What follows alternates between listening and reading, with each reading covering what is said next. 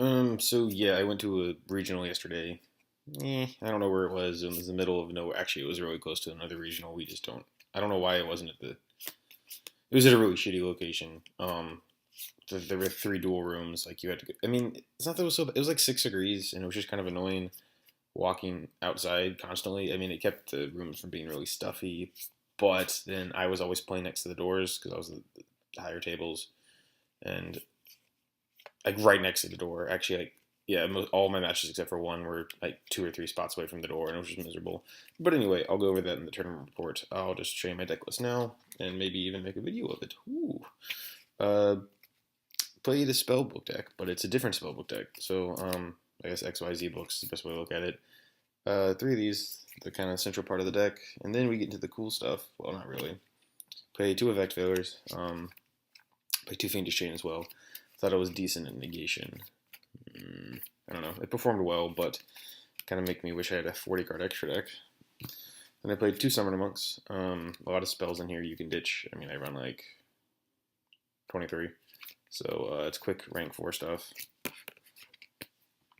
One star drawing when you XYZ with this card is level 4 or 5. It's just instant. You get to draw a card unless they black one or unless they negate the summon. But I really like this card specifically because with life you actually don't need. You can actually banish whatever you want to, and life increases the level. So let's say you banish a Spellbooks Prophecy. This would go to level 6, but you can when you XYZ you can just make it level 5. One Strength of Prophecy. It actually puts in light of no good way to banish things or recycle spellbooks, especially Tower and Fate and Eternity. Once per turn, you can return a spellbook from your deck to from your graveyard to your deck to increase its level by 1 and by 500 attack. I get up to 4,500 yesterday, and my opponent simply couldn't get over it. Like they didn't have any outs, which was really nice. One Exemplar, this was actually really terrible. In theory, this should be the best thing in the entire deck because it's just you just restart remaking stuff, but it's so bad. I just never get its effect off ever. Onto the spells, three secrets, obviously. I still play three Crescent. Met a spellbook player yesterday who was like, "I'm not even bothering playing Crescent anymore." I'm like, okay, sure. Like it just makes the deck faster and more consistent, and then everyone wins. Then I'm playing three Instant Fusion. I have three targets for Instant Fusion. I think I'm going to cut it down to two. Yeah. Three Mystical Space Typhoon. They're shiny. They're just good at blowing up stuff. Boring stuff. Two Tower. Two Master. Snoozeville. Two Upstarts because I only had 38 cards in the deck and I was like, oh, what else am I going to put in? I actually want to play. I kind of want to cut another card for an Upstart because I just want to get to my XYZs faster. And then one of the boring stuff like Power, Life, Fate, Eternity, and Wisdom. I was going to play two Wisdom, but it's a pretty dead opening card in MST. It's mostly anti-Fiendish Chain, so that's nice. Onto the traps. Two Mirror Force, two Fiendish Chain, Bottomless Warning, and Torrential. I just thought the seven most useful, generic most useful traps I could get. And onto the side deck. I made the side deck literally as my round one opponent was saying, like rolling the die and stuff. I was like, "Can I make a side deck? Do you mind?" And he was really cool about it. So I just put in three Maxi. I sided those in against something, but I don't remember. Three Rivalry. Sided this in against all the both Constellar matches I played, and this won me the match against both Well, not necessarily won me the match, but since they couldn't get rid of it, I was just free to draw two per turn, and then I had like 19 cards at their two. Three Fairy Wind. This really would have helped if I drew it against Fire Fists because he opened. I'll get to that later. Two Overworked. I don't think I want to side this card anymore. It's not good. Like it just didn't do anything really. Two Deck Heavy.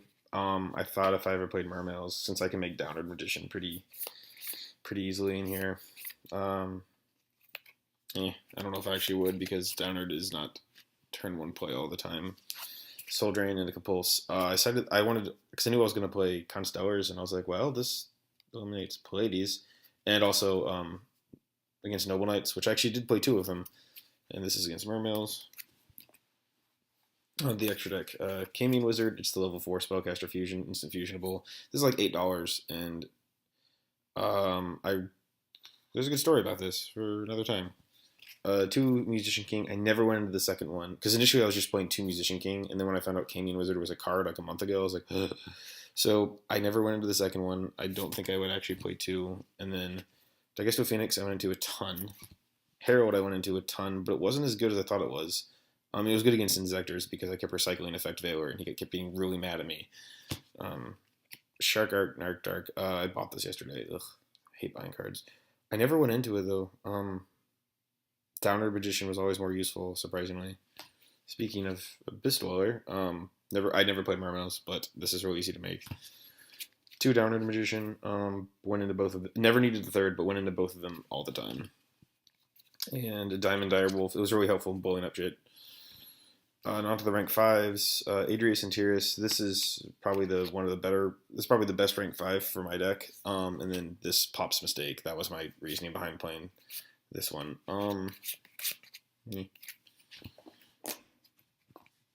then Empress.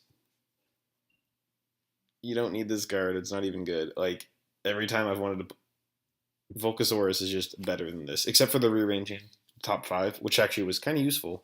The rearranging was really useful, but I wanted Shark Fortress over this. That would have been really helpful. Shark Fortress. Then a Volcasaurus and a Gaia Charger to stack on top of the Volcasaurus. Hope I'll be uploading a tournament report later today or tomorrow or whenever because I'm busy with school. So bye.